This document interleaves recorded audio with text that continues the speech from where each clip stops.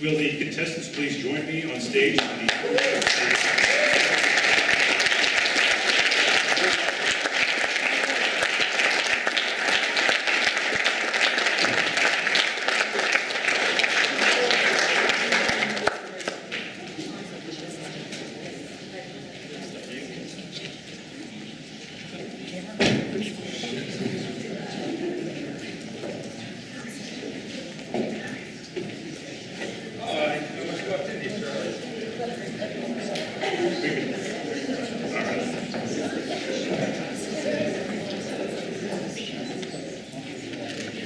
I want to thank each of the contestants for participating today.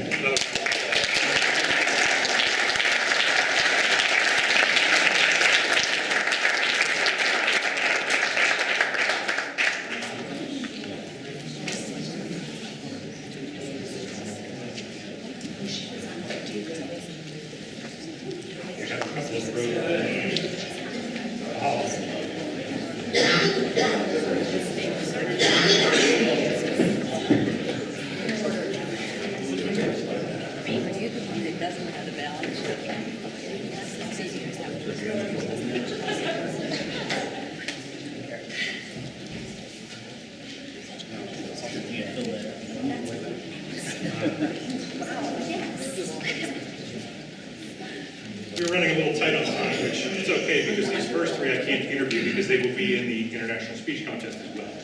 So I'm not ignoring them on purpose. As much as I'd like to embarrass them. No.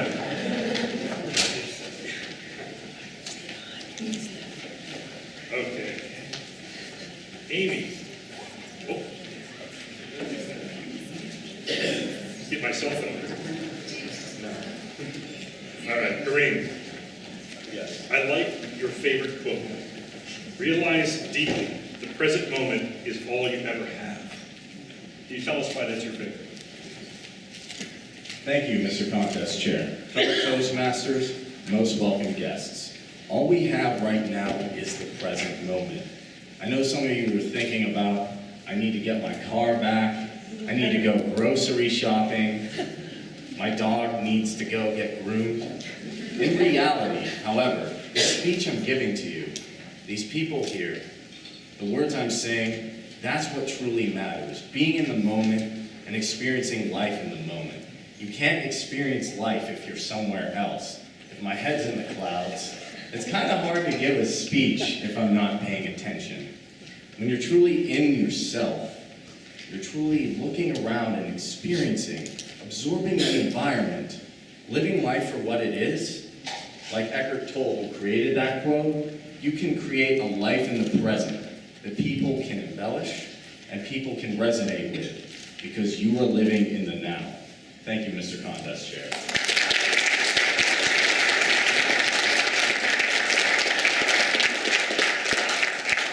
Under Amy's hobbies and interests, her new dog named Toast.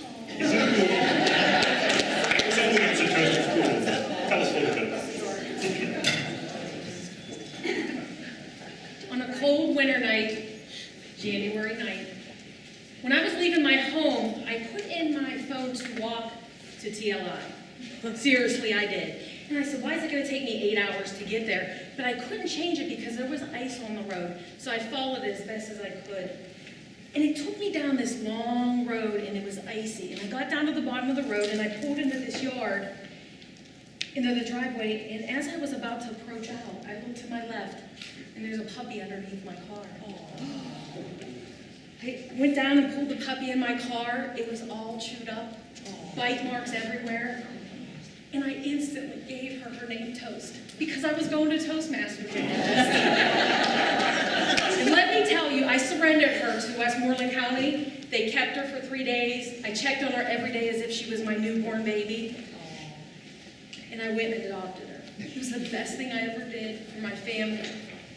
And she is my baby Toast. And she's yours too.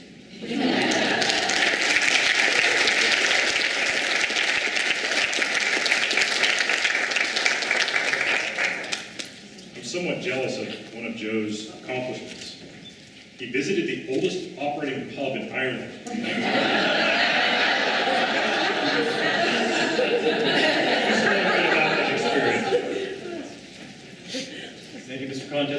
Toastmasters. I forgot I put that on my...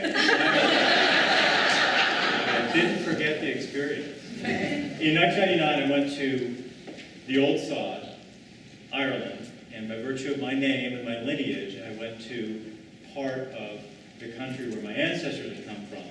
In Dublin, I believe the name of the pub was the Black and Sheep or something. I'll find out. I'll do a Google search. That pub was open in 1271, whatever it was. I don't know the exact year, but it was probably before the Anglo-Irish difficulties that existed. One thing I really liked about that pub, though, unlike the establishments in this country, there was no music. You could sit down and engage in this archaic idea called talking with people. There was no politics, whatever. It was a real enjoyable experience. As a side note, I went to the Guinness Brewery in Ireland. Suffice to say, I shed many tears of joy from that wonderful Mr. Contest Chair and fellow Toastmasters, if you have a chance to go to Ireland, do that, but don't drive in Dublin.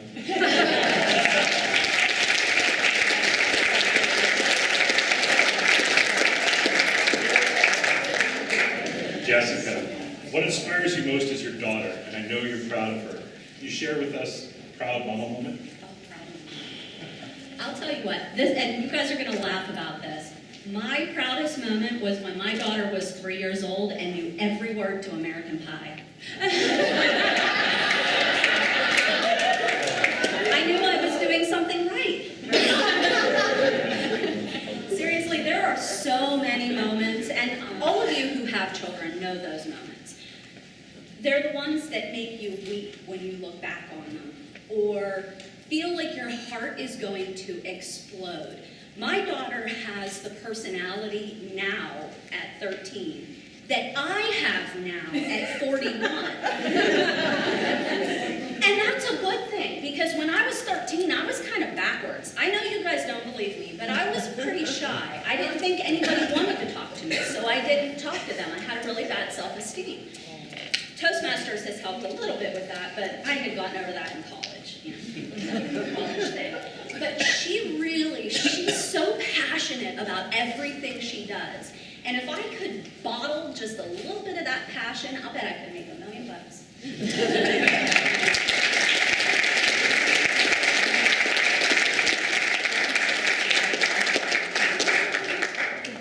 Alexis has quite a list of interests and hobbies.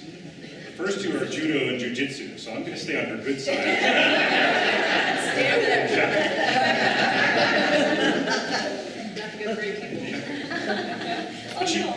She also enjoys drawing, ballet, writing, reading, Toastmasters, art, and cooking, etc.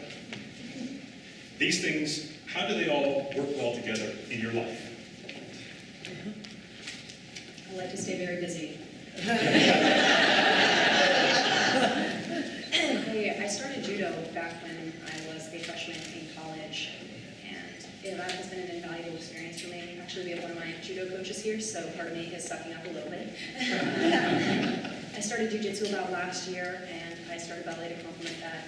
I've always been very, very, very into art ever since I was a child. My mom used to say that she could make me happy with just putting a pencil in my hand, and it's kind of carried throughout my life. It's a huge theme.